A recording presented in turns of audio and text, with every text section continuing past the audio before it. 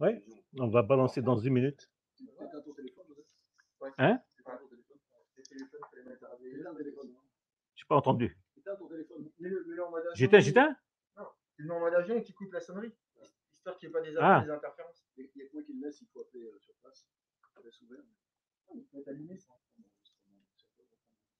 Quand tu veux, je... Bonjour à toutes, bonjour à tous. Je m'appelle Joseph Abdo, jeune consultant, puisqu'il y a encore quelques mois, j'étais directeur du pôle route et terrassement de Simbéton, où j'ai passé l'essentiel de ma carrière, puisque je suis resté 33 ans. Donc récemment, j'ai quitté, et me voilà à nouveau de retour pour parler avec vous aujourd'hui d'une technique chère à la profession. Ce sont les liants hydrauliques et la route. Alors, je vous souhaite la bienvenue, en mon nom propre, bien sûr, mais aussi au nom de Simbéton et de l'industrie cimentière.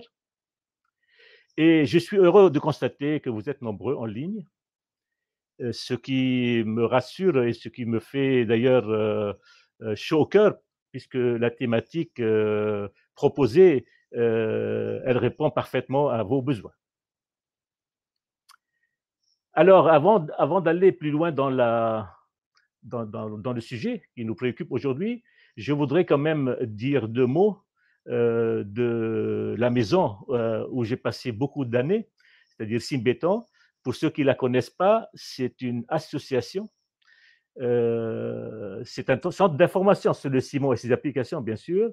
C'est une association loi 1901 à but non lucratif. Donc, tout est gracieux, je dirais. Elle travaille pour l'industrie cimentière française, l'ensemble de l'industrie cimentière française. Nous n'avons aucun objectif, c'est plutôt de la promotion technique que nous faisons. Et notre mission, c'est promouvoir l'utilisation du ciment, des liants hydrauliques routiers, du béton, dans tous les domaines de la construction, c'est-à-dire le bâtiment, le génie civil, les ouvrages d'art, la route et les terrassements, bien sûr. Alors, inutile de vous dire que nous avons élaboré durant les 30 dernières années une collection technique monumentale sur tous ces sujets-là, entre guides, brochures, revues, notes d'information, etc. Et tout ceci se trouve sur une plateforme numérique aujourd'hui. Vous pouvez la rejoindre et télécharger à volonté ce que vous voulez et de façon totalement gratuite. Donc, c'est www.infociment.fr. Voilà, vous allez le revoir après, à la fin de la présentation d'ailleurs, affiché sur la bibliographie. Voilà, ceci fait, ce webinaire donc, a été proposé par Simbéton et pour le faire, je suis accompagné d'un régisseur qui tient les manettes et les contrôles de tout. Il s'agit de Bruno Classen, mon ami Bruno, qui est président du groupe de travail route et terrassement de Simbéton. Et je suis accompagné aussi d'un modérateur qui est Patrick Guiraud, qui est lui directeur du pôle génie civil et ouvrage d'art de Simbéton. Et c'est à lui que vous allez adresser effectivement toutes vos questions et j'espère qu'elles seront nombreuses à nous poser pour que nous puissions, et Patrick et moi, y répondre. Voilà. Alors,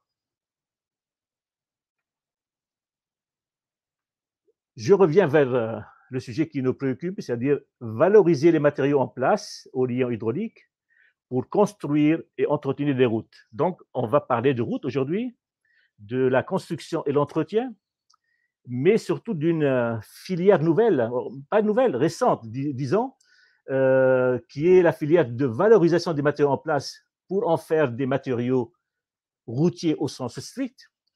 Et pour ceci, je vous propose de faire un peu la présentation en 2 parties. La première serait une présentation sur la route, sa construction et son entretien, mais en fait des généralités. Je veux rappeler le contexte dans lequel nous vivons aujourd'hui, dans le monde, mais en particulier en France, de rappeler les techniques usuelles de construction et d'entretien des routes que nous pratiquons en France, de dire qu'est-ce qui ne va pas avec ces techniques aujourd'hui, compte tenu du contexte, et puis après d'enchaîner pour dire il y a des solutions. Il y a des solutions à ces problèmes, à ces obstacles. Les solutions passent par la voie liant hydraulique qui valorise les matériaux en place et qui les recycle. Et là, on va parler effectivement de deux techniques, traitement des sols en place au liant hydraulique et puis retraitement des chaussées en place au liant hydraulique. Et puis après, une bibliographie abondante sur tous ces sujets-là. Ça, c'est la première partie. À l'issue de cette première partie, on peut effectivement répondre à quelques questions. On verra. Et puis après, c'est ça vraiment la perle du jour, je dirais, c'est la démonstration en ligne d'un logiciel que nous avons mis au point ici à Simbéton il y a quelques années déjà. Il y a certainement beaucoup de gens qui le connaissent. C'est un logiciel d'évaluation et de comparaison économique et environnemental. C'est très important parce qu'il ne traite pas que du sujet environnement, mais aussi de l'économie, entre des techniques de valorisation et des techniques usuelles, traditionnelles. Donc, je fais une démonstration totale sur ce logiciel et vous allez voir qu'il est très simple d'utilisation. Et pour ce logiciel, pour pouvoir l'utiliser, il suffit d'aller sur le site www.infocimon.fr et vous demandez logiciel et vous tombez dessus. Donc, on va voir que c'est un carré rouge. Vous ne pouvez pas le passer à côté. Voilà. Donc, je vous propose, avant de rentrer dans le contexte, de rappeler quelques termes routiers pour ceux qui ne sont pas vraiment des spécialistes de la route. Une route, ce n'est pas une simple couche sur laquelle on roule. Une route, c'est un multicouche, comme vous voyez là. On commence par le haut, on a une couche de surface qui est elle-même constituée de deux couches, roulement et liaison. En dessous, il y a une couche de base et en dessous, il y a une couche de fondation. Et ces trois couches constituent ce qu'on appelle la structure du chaussée, le corps du chaussée. Et quand on dimensionne une chaussée, c'est cette partie-là qu'on dimensionne, en prenant en compte le trafic qui circule en surface et en prenant en compte effectivement l'importance du support en dessous. Et puis la qualité des matériaux utilisés en couche de base et en couche de fondation. Alors, ce dimensionnement, il est fait avec ces facteurs et pour une durée de service donnée. C'est-à-dire, on construit une route pour durer un temps, parce que les matériaux fatiguent et sous l'effet du trafic, mais sous l'effet des conditions climatiques. Donc, on a une durée de service qui, en général, c'est le maître d'ouvrage qui l'a choisi. En général, elle est entre 10 et 30 ans. 10 ans pour les petites routes, 30 ans pour les autoroutes. Voilà les politiques, si vous voulez, utilisées aujourd'hui. Mais rien n'empêche qu'on peut faire une petite route pour 30 ans. Voilà. Donc, cette durée de service conditionne les épaisseurs des couches. Vous voyez, c'est très important. Alors, ce corps de chaussée, il s'use avec le trafic en surface. Donc, la couche de surface, elle va s'user. Et bien avant la fin de durée de service, cette couche de surface, on serait amené à la remplacer. Et c'est ce qu'on appelle l'entretien superficiel, qui ne nous concerne pas aujourd'hui ici, parce qu'on remplace une couche d'enrobé par une autre. Par contre, vers la fin de la durée de service, c'est le corps de chaussée, c'est-à-dire la couche de base et probablement la couche de fondation, qui ont été affectés par la fatigue et par les conditions climatiques, et eux nécessiteront d'être remplacés par des techniques usuelles ou par des techniques alternatives. C'est ce qu'on va faire. Et là, on appelle ça l'entretien structurel. Ce sera l'objet de notre journée. Alors, cette route, corps de chaussée qui est dimensionnée, l'épaisseur totale de ces matériaux, de ces trois couches, peut varier entre 20-30 cm et 1 mètre, grosso modo, si vous voulez. Bon, tout dépend du trafic et pas mal de choses. Mais cette route, on va la dérouler sur un tracé qui peut faire des kilomètres. Mais on ne peut pas parachuter ce corps de chaussée sur des collines, des montagnes, des vallées. Donc, avant de les dérouler, la chaussée, on a besoin de faire ce qu'on appelle préparer le terrain, faire des terrassements. C'est la partie basse de notre coupe en travers. C'est qu'on va raboter les collines et produire des excédents de terre, si vous voulez, qu'il faut mettre en décharge.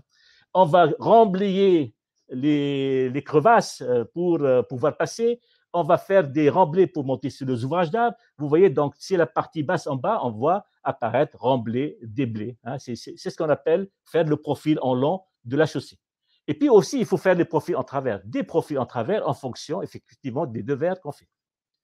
Alors, une fois fait ce profil en long, profil en travers, qui engendre des déblais et des remblais, eh ben, on va poser la chaussée là-dessus. Oh, mais c'est problème, parce que le profil en long qu'on a fait, eh ben, il y a succession de plusieurs types de sols. Hein. Sur 10 km, on va succéder.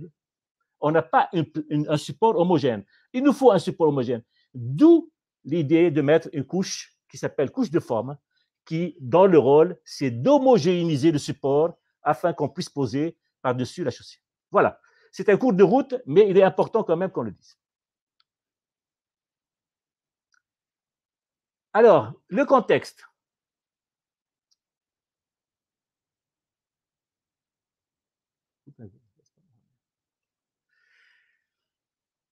Le contexte, simplement pour vous rappeler un peu le contexte dans lequel on vit, on a un réseau routier autoroutier français qui totalise 1 million de kilomètres, sans compter les chemins ruraux. Hein. Là, je compte les autoroutes jusqu'à les chemins communaux. C'est un capital investi de l'ordre de 2 000 à 3 000 milliards d'euros. C'est-à-dire, aujourd'hui, si on veut le reconstruire, ce réseau, il va coûter cette somme monumentale. Hein. Donc, c'est un patrimoine considérable qu'il faut absolument préserver. Parce que, comme je vous disais au départ, avec la coupe en travers, il faut entretenir le réseau. Si on ne l'entretient pas, il va à la ruine.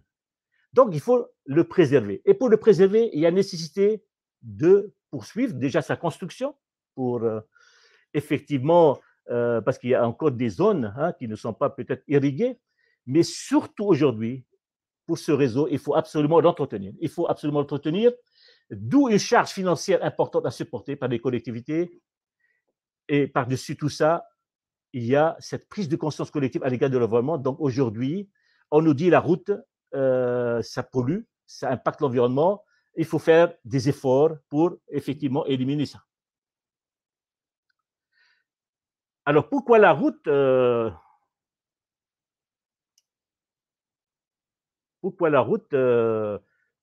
pollue, pourquoi la route impacte, ou pourquoi elle coûte cher? Parce que le réseau routier construit et entretenu, il est fait principalement avec des matériaux nobles. On a dans les routes des matériaux comme la grave d'entretien. On a des matériaux traités au bitume. Ce sont des graves traités au bitume, comme la grave bitume, comme les bétons bitumineux.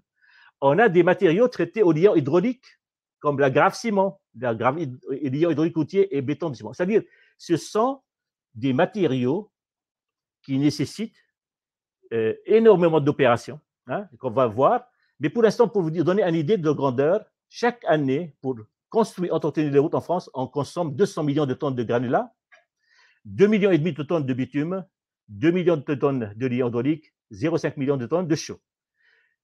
Avec les techniques usuelles aujourd'hui qui sont coûteuses, il faut préparer un budget de construction de l'ordre de 3 à 5 milliards et un budget annuel d'entretien de 8 à 12 milliards pour préserver un peu ce réseau.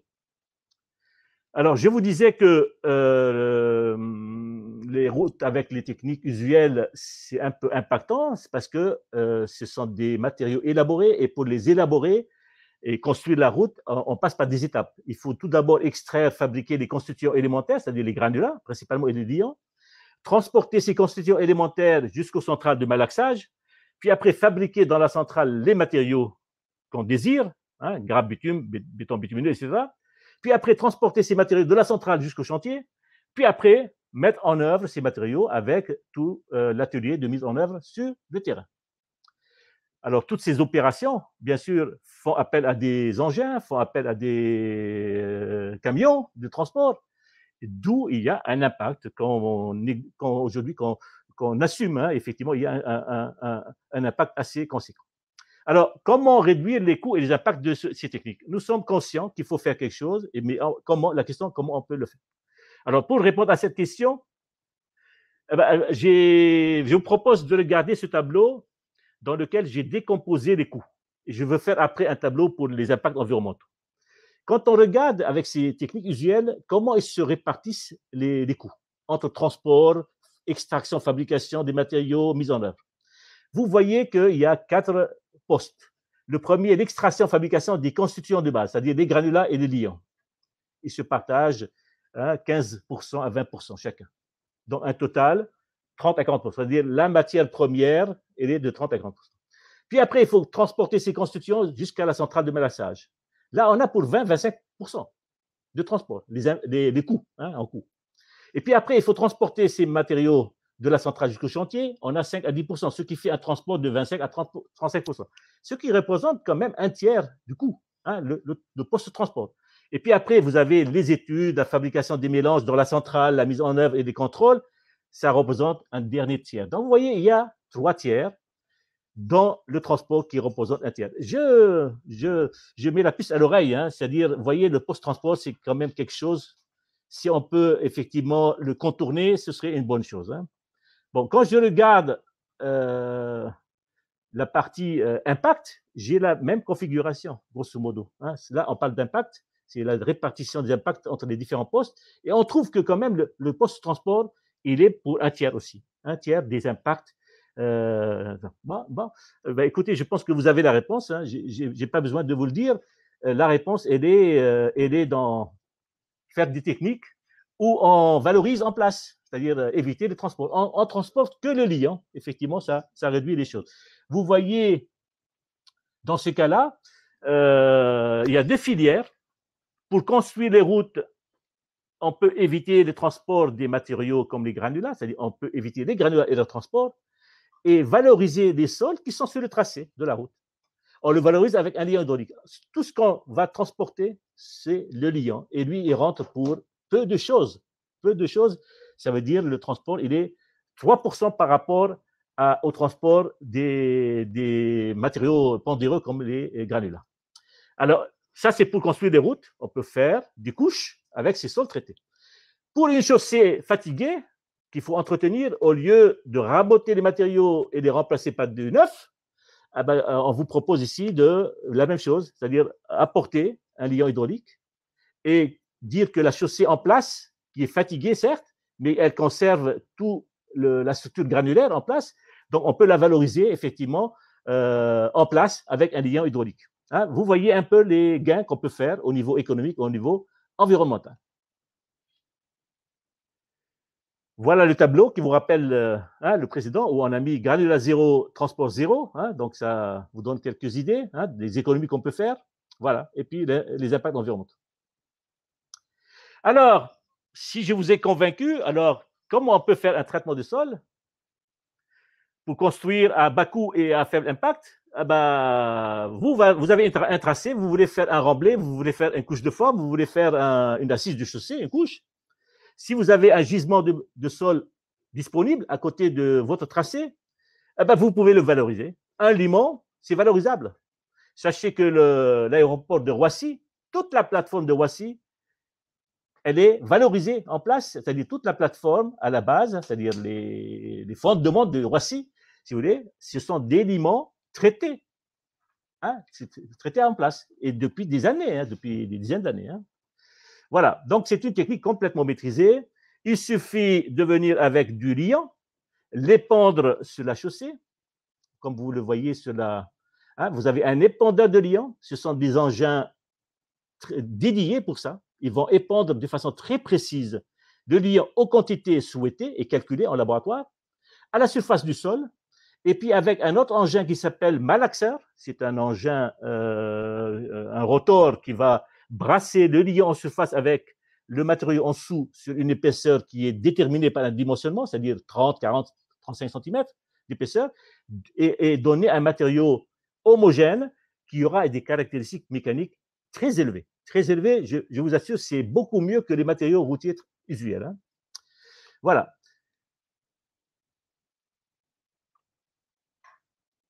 Donc, les domaines d'application, on peut faire avec cette technique des remblais, des PST, des parties supplémentaires de traitement, des couches de forme, des couches d'assises.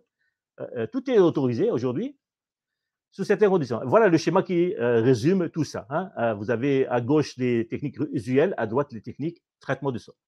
Dans toutes les couches, on peut introduire effectivement cette notion.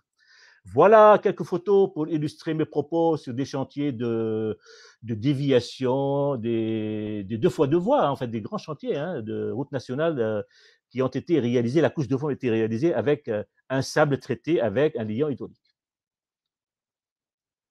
Alors, l'avantage de la technique, vous avez deviné pas mal de choses, mais je l'ai dit rapidement, on préserve les ressources naturelles, on n'a plus besoin d'amener des matériaux nobles, on réduit le transport des matériaux de façon assez importante, hein, permet l'obtention des plateformes de grande qualité qu'on ne pourrait jamais obtenir avec une couche de forme, avec une couche granulaire. C'est PF4, c'est le maximum. Permet d'obtenir des matériaux à performance mécanique élevée. On a des matériaux de caractéristiques mécaniques, c'est-à-dire résistance à l'attraction et modules très élevés. Avantage de la technique, réduction des coûts, de l'ordre de 25 à 30% pour le transport, 15 à 20% pour les ressources granulaires, diminution des impacts environnementaux, 30 à 40% pour le transport et 15 à 20% des ressources granulaires. Voilà. Voilà pour cette technique. Pour la deuxième, c'est une copie. Hein. On a besoin du même matériel, sauf au lieu d'un sol, hein, dans un site nouveau, là, on est sur une chaussée ancienne qui est fatiguée et qui présente des, je vais montrer quelques photos, des déformations, des affaissements, des fissures, de l'écaillage, tout ce que vous voulez, une chaussée vraiment fatiguée. Alors, elle est fatiguée parce qu'elle a subi l'assaut du trafic et des conditions climatiques, mais les cailloux sont toujours là. On peut toujours les valoriser. Et pour les valoriser, il suffit de scarifier la route. Vous voyez la première photo, on scarifie et on produit un caillou derrière. On va arroser un petit peu pour humidifier, on va épandre le liant en dessous, là, et puis on va malaxer avec ces engins de malaxage sur une épaisseur qui est déterminée en laboratoire. Et puis après, on va niveler, compacter et protéger notre produit parce qu'il faut absolument le protéger pour qu'il ne perde pas son eau. Et on va faire après un enrobé par-dessus, un enrobé par-dessus, effectivement, pour finir. Voilà, donc c'est la technique de retraitement. Les avantages, on réduit les impacts sur l'environnement, on fait des économies d'énergie, on valorise des matériaux et on préserve les ressources naturelles, moindre gêne à l'usager, au riverain, réduction des nuisances, réduction des délais d'intervention, travaux sur circulation possible et sécurité accrue. Alors, sur le plan patrimonial, durée de service analogue aux solutions traditionnelles, on peut refaire les chaussées pour 30 ans avec cette technique-là. On peut profiter, en calculant la bonne épaisseur, de mettre hors gel la chaussée, et puis cette technique qui conserve le seuil, donc c'est quelque chose d'intéressant en traversée d'agglomération. Alors, sur le plan économique, rapide, le coût 10 à 30% plus économique, parfois plus, des économies directes et indirectes, hein, parce que en ne transportant pas des matériaux, on préserve le réseau avoisinant, hein, du chantier. Hein. Et puis après, pas d'évacuation, pas de déchets, pas de frais de décharge. Hein. Voilà, donc c'est une coupe qui montre un petit peu ce que c'est une chaussée, comme vous l'avez déjà vu, et vous dire à gauche comment on entretient la chaussée structurellement. On va enlever la couche de surface, la couche de base et probablement une partie de la couche de fondation. On va enlever ces matériaux et on va les amener à la décharge. Et on va procéder à nouveau à fabriquer de nouveaux matériaux de la même façon, les transporter après sur le chantier et les mettre en œuvre. Ça, c'est la partie usuelle. La partie retraitement, on garde tout en place. On ne bouge rien. Même la couche de surface reste en place. On va juste étaler du liant en surface et on va passer avec ce malaxeur pour renforcer la couche de fondation, la couche de base et la couche de roulement et faire une nouvelle chaussée où on apporte en surface un enrobé nouveau. La seule chose qu'on apporte, c'est vraiment l'enrobé nouveau. Voilà, bibliographie. Alors, mes propos, c'est mes propos, mais vous avez des guides sur tout ça. Vous avez les traitements des sols. Ce sont des guides de l'administration française, CETRA-LCPC, concernant les traitements des sols, les retraitements des chaussées, bien sûr, et les traitements des sols en assise. Et vous allez avoir des documents Simbéton sur toutes ces techniques-là, c'est-à-dire traitement des sols en place au liant hydraulique et puis retraitement chaussée, vous avez deux guides et vous avez un CCTP type, hein, pour le retraitement des chaussées en place. Et vous allez aussi en rouge les deux sites infociment.fr et lhr.simbéton.net. Par les deux bois, vous pouvez accéder effectivement à la plateforme numérique. Je pense que j'en ai fini avec la présentation. Je me retourne vers Patrick pour voir si éventuellement il y a quelques questions que je peux traiter a priori. Hein? Bon, de toute façon, cet exposé sera distribué effectivement à tous les participants. Donc, vous allez avoir toute cette documentation à votre disposition si vous n'avez pas réussi encore à prendre des notes. Il n'y a pas de questions? OK. Merci pour votre attention. J'espère que j'étais clair, mais j'étais un peu poussé par Patrick pour me dire que je suis à 25 minutes. Voilà, je suis bavard, hein, mais bon. Mais je pense qu'il faut quand même cadrer les choses parce que sinon. Donc maintenant, je partage. Donc, on va passer, parce qu'il n'y a pas apparemment des questions pour moi pour l'instant. Donc, je veux passer à la démonstration en ligne du logiciel. Donc, si j'arrive à le faire, voilà.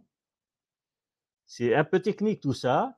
Donc, c'est la première fois que je fais un webinaire, donc vous me pardonnez un peu les hésitations que j'ai. Mais j'y arrive maintenant, c'est très bien. Voilà. Alors, et là, je peux. Hein. Voilà. Alors, pour accéder au logiciel, donc je vous ai dit, vous rentrez sur InfoCiment et vous cherchez le logiciel en un pavé rouge, vous cliquez dessus et vous tombez sur cette page. Comme vous voyez, c'est une page sur laquelle… non, ce n'est pas celle-là. Normalement, on tombe sur cette page-là. Pardon. On tombe sur cette page, je dirais, la première page du logiciel, sur laquelle vous voyez, il y a un bienvenu, bien sûr, mais on a mis 4 modules qui sont un module, c'est le remblai, dans lequel on va évaluer et comparer les techniques de traitement des sols en place versus la solution usuelle en granulat. On a un deuxième module sur lequel il y a le module couche de forme. Là-dedans aussi, on va comparer une technique de traitement de sol versus une technique en granulat. Et puis après, un troisième module qui concerne les assises de chaussée, c'est-à-dire les couches de base, les couches de fondation, où on peut effectivement comparer un traitement de sol versus une technique traditionnelle, hein, usuelle. Et puis un quatrième module concernant l'entretien structurel, et celui-là, on va pouvoir comparer la technique de retraitement des chaussées en place au lieu hydraulique versus une technique de renforcement avec des matériaux élaborés usuels.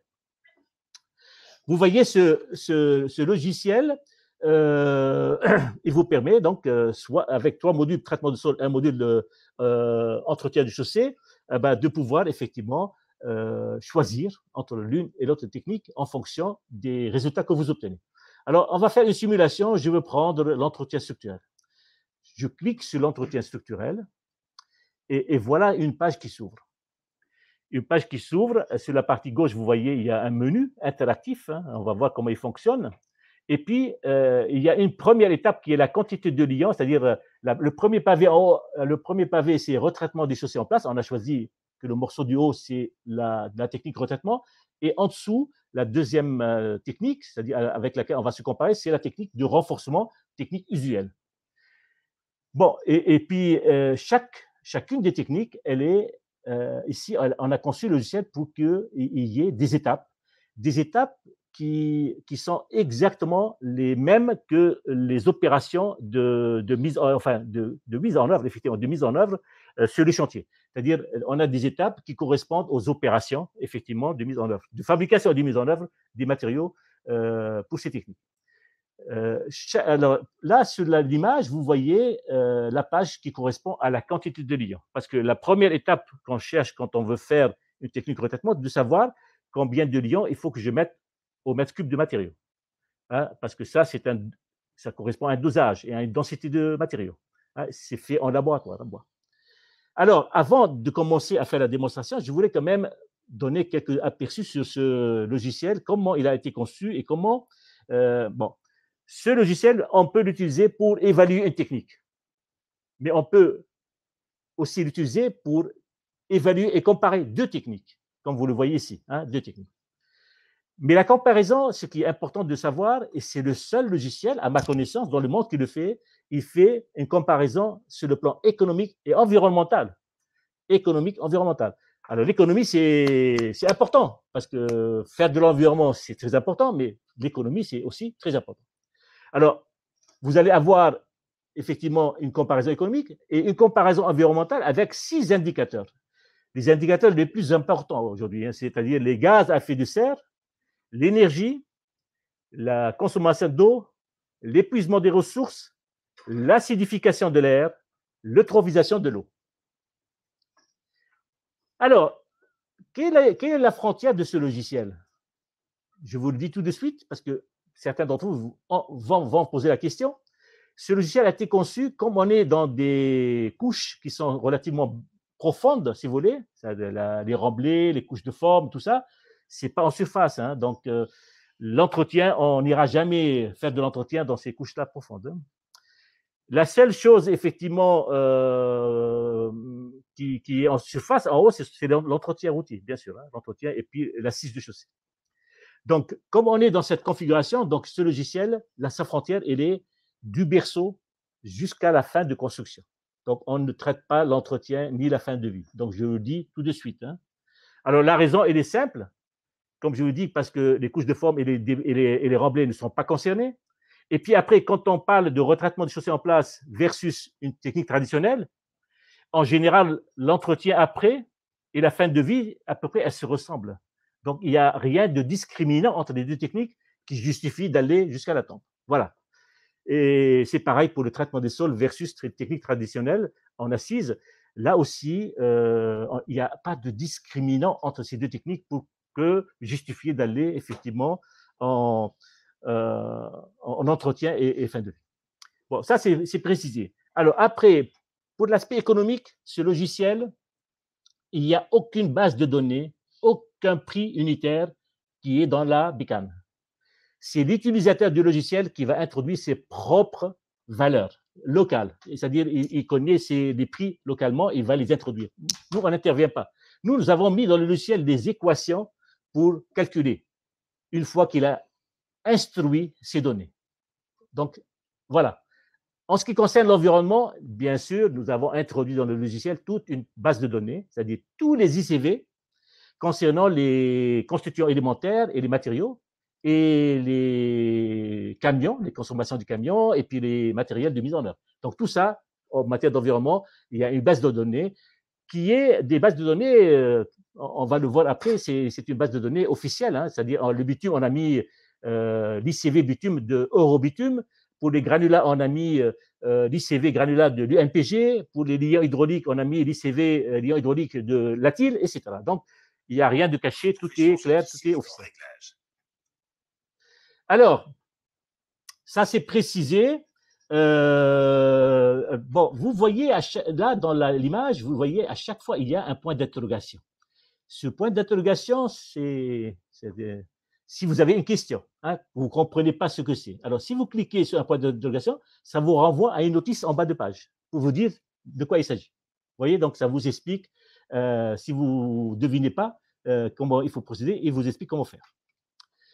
Alors, première étape, quantité de liant. Quantité de liant, ça veut dire il faut que vous ayez le dosage que vous comptez mettre en place pour faire votre chantier de retraitement et la densité du matériau présent dans la chaussée.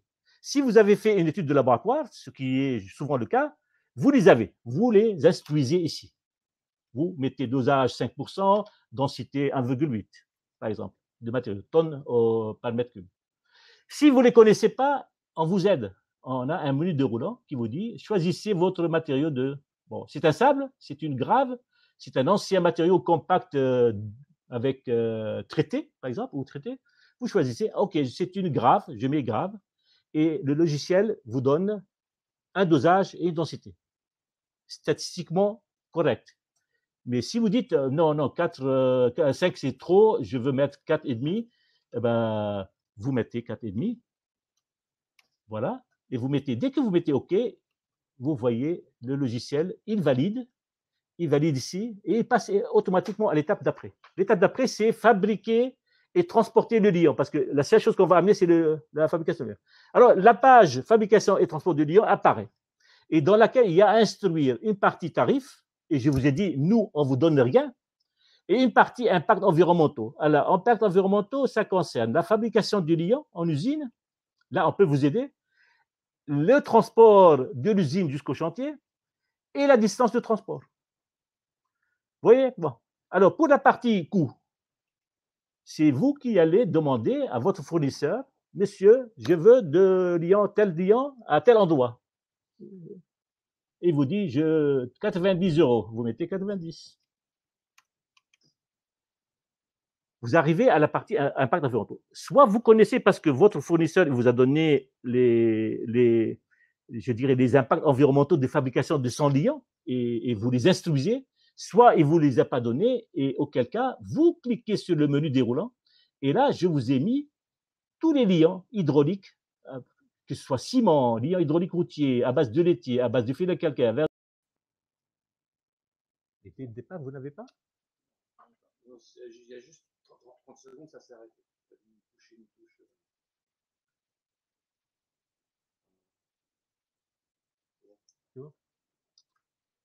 Donc, on a choisi un liant hydraulique routier à 50% laitier, un liant commun, impacts environnementaux qui se produisent. Et vous voyez, il y a 6 impacts environnementaux.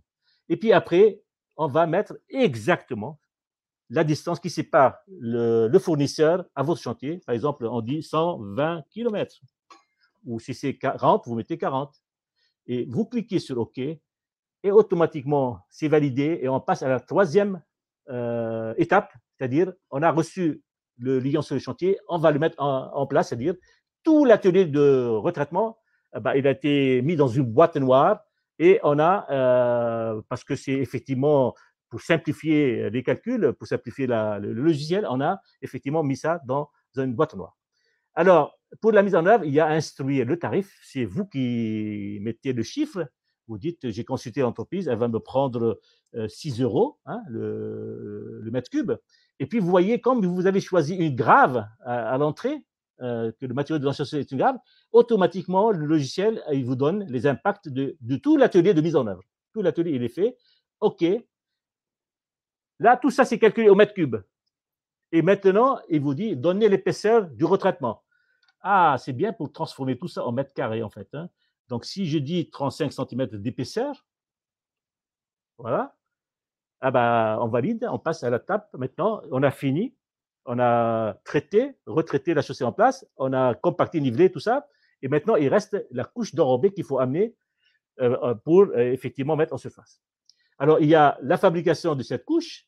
Et là, il y a 2 menus déroulants. Un qui choisit le caillou, le granulat, soit une roche meuble, soit une roche massive.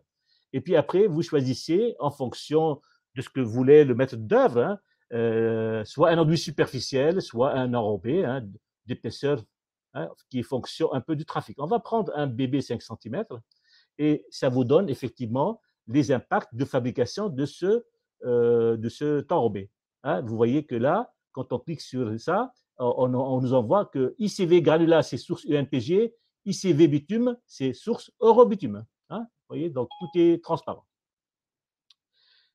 Alors, ça, c'est fabriqué et maintenant, il faut le transporter. Il faut le transporter, on le transporte dans des camions en général. On va mettre 44 tonnes et les camions, tout de suite, on affiche les impacts du transport.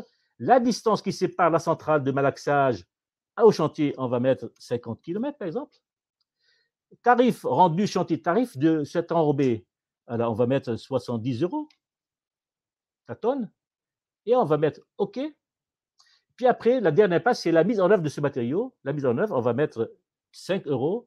Et puis vous voyez, comme c'est un bébé 5 cm, les impacts effectivement de mise en œuvre de tout l'atelier est donné, il est affiché, il est codifié. Et on va mettre OK. Et on a fini. Cette première simulation est faite. On a une récapitulation, hein, tout ce qu'on a introduit, on vérifie qu'on ne s'est pas fait une erreur quelque part, tout est affiché et on a déjà les impacts. En matière de ressources naturelles, voilà les impacts. La consommation d'énergie au mètre carré, c'est 489,4 mégajoules par mètre carré. L'émission CO2, 20,26. L'acidification, vous l'avez, l'eutrophisation, et puis, etc. Et vous allez avoir le coût, 18,16 € le mètre carré. C'est pas cher, hein. Je vous dis tout de suite, vous allez voir. Et puis après, vous allez regarder tous les calculs. Tous les calculs, ils sont transparents, ils sont là, vous pouvez les vérifier, hein, et les utiliser à volonté. Maintenant, on a fini cette première étape, on va se comparer à la technique usuelle. Une technique usuelle, on a dit, c'est un chaussée, on va raboter une partie des matériaux, c'est-à-dire on va décaisser la chaussée. Décaissement. le décaissement. Qu'est-ce qu'on décaisse? Est-ce que j'ai un problème de seuil? Il faut décaisser tout ce que je veux après refaire, la même épaisseur? Ou est-ce que parfois je peux m'autoriser à monter le niveau de la chaussée? Ça peut arriver. Bon, ça peut engendrer des problèmes d'accotement. Bon, le décaissement, vous choisissez. Je dis, bon, je veux mettre un décaissement de 10 cm de matériaux. Mais pour ceci, il me faut une machine de rabotage. Alors, soit vous avez une machine, vous connaissez sa consommation de fuel et son rendement, vous instruisez, soit vous ne connaissez pas, et si Béton est là pour vous aider, caractéristique par défaut, on vous a inventé une machine théorique qui fait 1500 tonnes jour et 275 litres. J'ai mis un peu bretelle et ceinture hein, pour ne pas prendre de risques. Hein. On m'a dit que la consommation que j'ai affichée, elle est un peu forte. Mais bon, ce n'est pas pour nous avantager. Hein. Bon. Tarif du rabotage. Ah bah 10 cm, à combien ça revient? Bon, 7 €, disons. 7 €. Si, ça dépend du linéaire, tout ça. Après, ce rabotage qu'on a fait, les fraisas obtenus, ben, on va les transporter. Ben, on va les transporter où? Avec un camion de 44 tonnes, par exemple. Voilà les impacts du camion. Mais on va les transporter sur une distance. Bon, combien? Jusqu'à une décharge ou une plateforme de recyclage? Allez, on va mettre 70 km. 70 km. Le tarif du transport, allez, c'est 0,1 € la tonne au kilomètre. Et le tarif de mise en décharge. Alors, si je mets en décharge, je dois payer de l'argent pour les mettre en décharge. Alors, si c'est un matériau qui est inerte, on va payer 50 € la tonne. Si c'est un matériau qui contient des HAP ou autre chose, on va payer beaucoup plus, n'est-ce pas? Bon, donc disons qu'il est inerte. Hein. Bon, on va payer 50 €. Et je mets OK. Là, la première étape décaissement, c'est fait. Maintenant, il faut que je fabrique et transporte les matériaux par lesquels je veux refaire la chaussée. Donc, on va reprendre les deux menus, roche massive, et on va choisir un matériau. Alors, est-ce que c'est une grave ciment? Est-ce que c'est un hydraulique routier? Bon, on laisse le choix. Il y a la GNT, mais en général, on fait du grave bitume.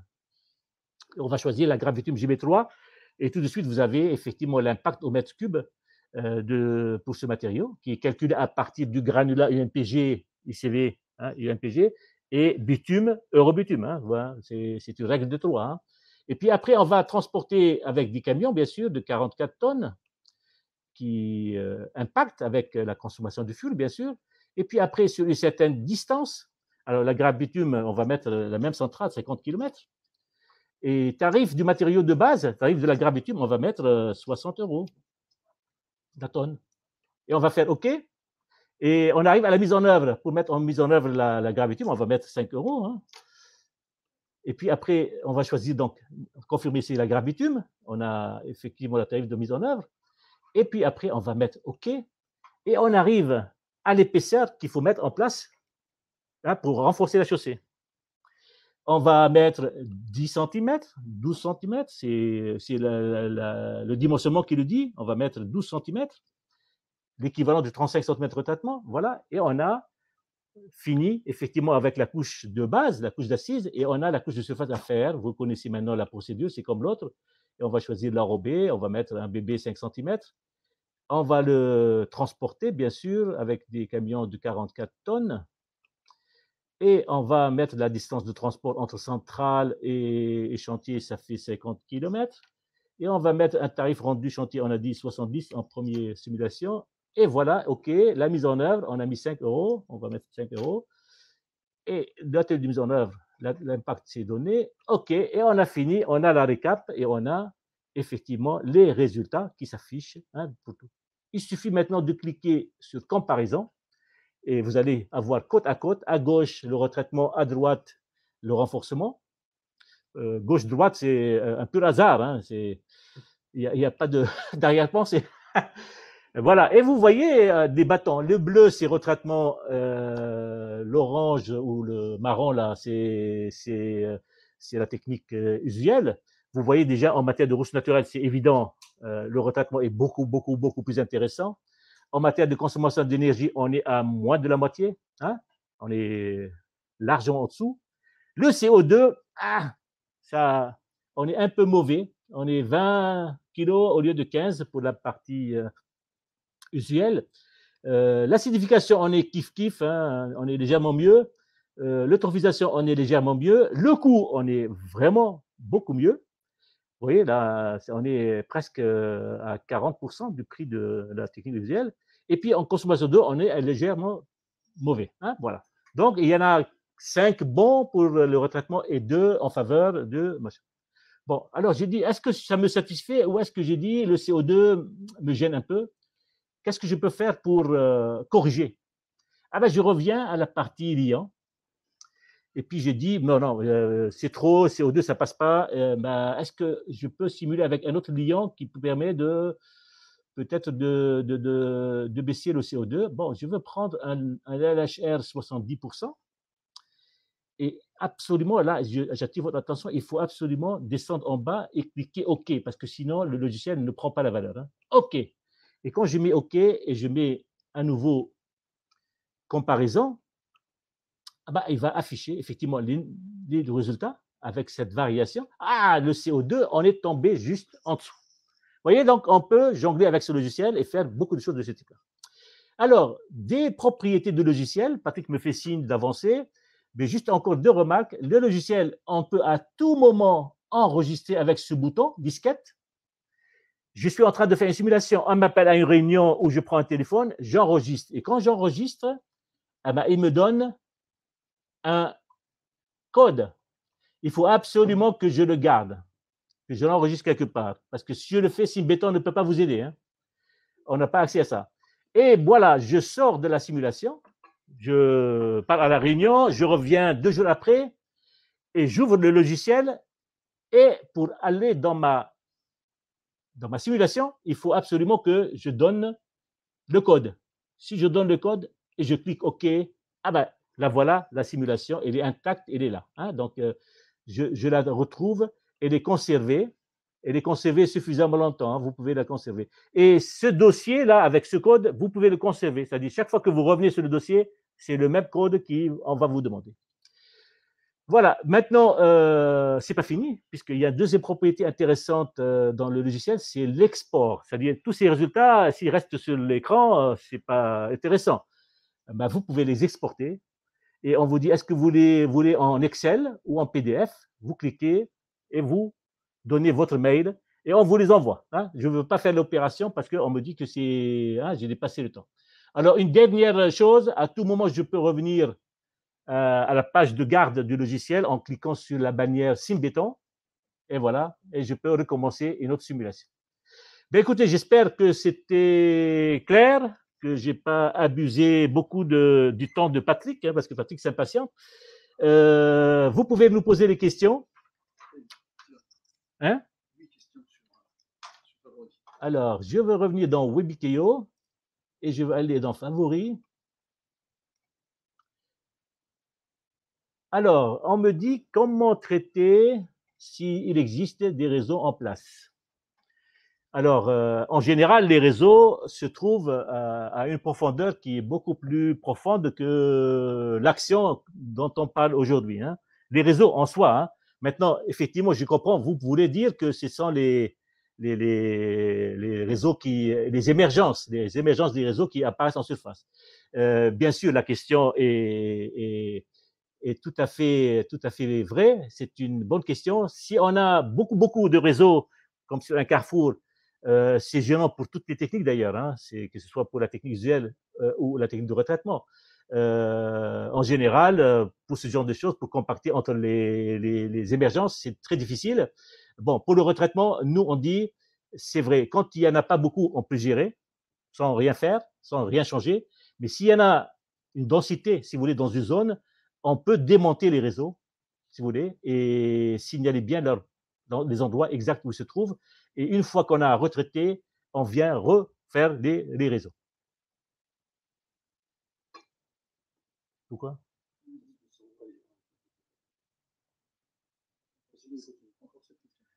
J'ai plus d'écran. Pourquoi il a fait ça? Il faut que j'aille à... J'ai pas de chat. Hein. Quelle est la nature des liants?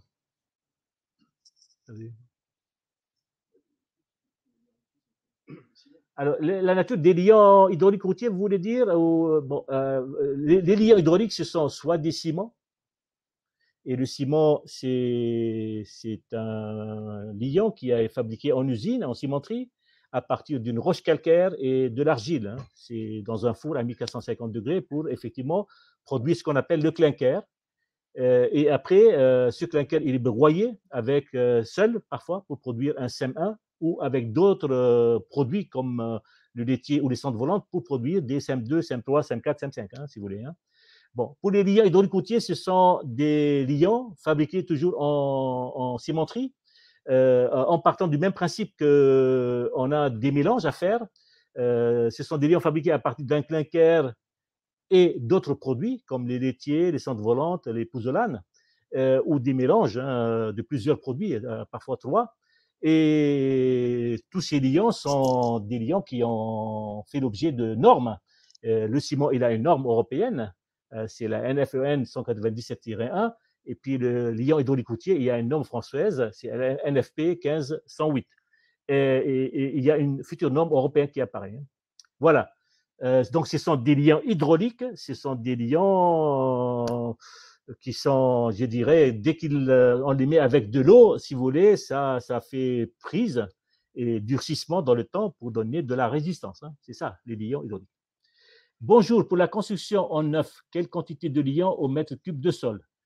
Effectivement, ça dépend du sol, hein, bon, et ça dépend des objectifs recherchés en matière de caractéristiques mécaniques hein, du matériau traité, qui lui dépend de sa position dans la chaussée. Si vous êtes en remblai, vous n'avez pas besoin de beaucoup de résistance. Vous avez juste un besoin de stabilité. Hein, si vous êtes en couche de fond, vous avez besoin un peu de résistance. Hein, donc, on va demander effectivement une résistance, par exemple une résistance de temps en matière de RT et de module E. Et pour cela, en laboratoire, on va voir, en faisant plusieurs essais, quel est le dosage qui permet d'obtenir cette performance mécanique. Plus on monte dans la structure de chaussée, vers la surface, et plus on demande de la résistance, et plus on demande de faire du dosage. Donc, globalement, ça varie avec la nature du sol, et ça varie avec les performances demandées.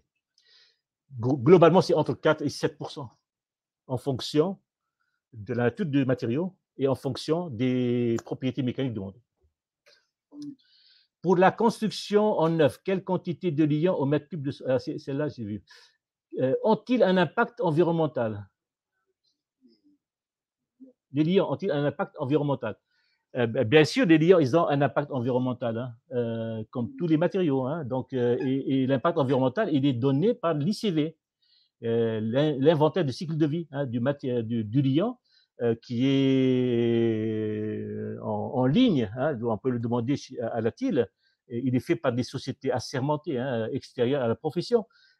Chaque produit, chaque constituant, chaque matériau, il a un ICV. Et cet ICV, c'est un peu la traduction de son impact sur l'environnement, en fait. Hein. Donc, les liants, ils ont un impact, bien sûr.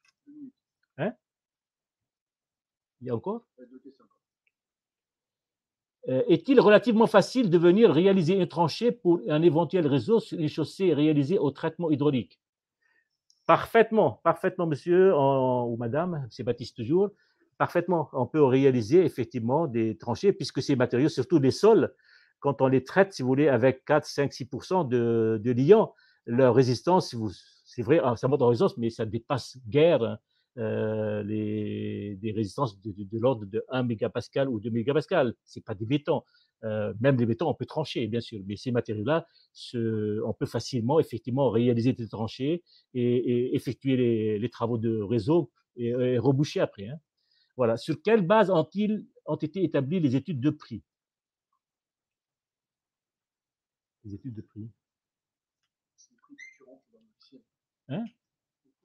Ah ben non, nous, on n'a pas rentré des prix. Hein. En fait, le logiciel, on vous a dit dès le départ que c'est l'utilisateur du logiciel qui introduit le prix. Et moi, la simulation, j'ai introduit des prix que je connais, qui correspondent un peu à la réalité. Mais c'est à l'utilisateur de rentrer les prix de sa région, de sa localité, parce que sur le plan national, on ne peut pas donner effectivement une base de données concernant les prix, hein, bien sûr. Mais les équations, après, ce sont que des règles de 3. Hein. Donc, les équations du logiciel, ça permet de calculer en additionnant, en multipliant et en divisant. Il permet de calculer effectivement le coût au mètre carré. Mais les prix unitaires sont l'utilisateur qui les donne. Peut-on enregistrer les prix entreprises dans la base ou faut-il les renseigner à chaque fois? Oh, je pense que pour l'instant, non. Il n'est pas prévu de les mettre sur la base parce qu'on a pris la décision de ne pas mettre de base de données. Il faut les rentrer à chaque fois. Hein. Pour l'instant, c'est comme ça. Vous avez parlé de HAP, justement. Quelle suite du retraitement en place sur ces contenants d'HAP? Ah oui, c'est une excellente question et sur laquelle je réponds de cette manière que quand il y a des HAP, la seule solution que vous avez, c'est retraiter en place, hein, parce que c'est le règlement qui l'autorise. C'est-à-dire, dès que le pourcentage, les ppm de HAP contenus dans l'ancien chaussée dépasse 50 ppm, vous êtes obligé de passer par un procédé à froid. Et le seul procédé à froid aujourd'hui disponible sur les marchés, c'est bien le retraitement en place au liant hydraulique. Et aujourd'hui, on a fait beaucoup de chantiers. C'est-à-dire, le HAP, quand il y a HAP dans les enrobés, dans la chaussée ancienne, ça oriente systématiquement, effectivement, le choix vers le retraitement parce que c'est la seule solution aujourd'hui disponible. Et quand le taux de HAP il est très, très fort, qui dépasse les seuils autorisés, les entreprises ont mis au point des procédés de créer autour de la machine qui va malaxer un écran d'eau, si vous voulez, pour confiner la pollution. Et aujourd'hui, on peut retraiter les chaussées contenant n'importe quel taux de HAP avec des moyens de retraitement des chaussées en place. Les entreprises, ils ont trouvé les moyens, effectivement, de le faire. Et il n'y a aucun risque, si vous voulez, sur l'environnement ni sur les riverains, hein, de ce point de vue. Voilà, c'est fini? Bon, mais écoutez, j'étais très heureux de revenir à Simbéton. Je remercie l'équipe qui m'a invité, en particulier François Redron, bien sûr, Patrick et puis Bruno Classen. Et l'équipe qui m'a aidé à préparer cette journée, Anne Raymond, bien sûr, et André Grelot, hein, qui est d'ailleurs à côté. Je vous remercie vous tous hein, d'avoir donné de votre temps pour m'écouter. J'espère que je n'étais pas ennuyeux et que vous avez appris des choses. Si vous voulez utiliser ce logiciel, je vous rappelle que vous pouvez aller sur le site infosimon.fr et taper dans la recherche logiciel, vous tombez sur un pavé rouge et c'est un logiciel gratuit à utiliser en illimité. Vous pouvez y aller comme vous voulez. Ça, c'est le premier point. Deuxième point, il y a tout un tas de documentation associée qui se trouve sur le site, sont aussi à disposition gracieusement. Maintenant, si je veux conclure, je dirais deux choses. Hein. On est passé d'un monde où on était riche et on n'était pas conscient sur les problèmes environnementaux. Aujourd'hui, on est dans un monde où beaucoup de choses ont évolué. On cherche l'optimisation économique. On n'a plus beaucoup de moyens. On a vécu bien avant. Maintenant, on a des difficultés. On recherche des solutions bas coût, il faut l'appeler comme ça. C'est pas bradé, c'est bas coût. Et puis des techniques à faible impact sur l'environnement. Zéro impact n'existe pas. Faible impact sur l'environnement. Je pense que la voie de la valorisation en place, c'est une excellente voie. C'est du recyclage, c'est de l'économie circulaire. Et je pense qu'on sera amenés tous à y aller dans ce sens, quelles que soient de toute façon les techniques. Hein. Je vous remercie et à bientôt, j'espère. J'espère que Simbéton m'invitera à une deuxième fois, puisque maintenant, je sais faire. Hein, voilà. Merci beaucoup. Au revoir. Bye bye. À bientôt. Est-ce que c'était bien?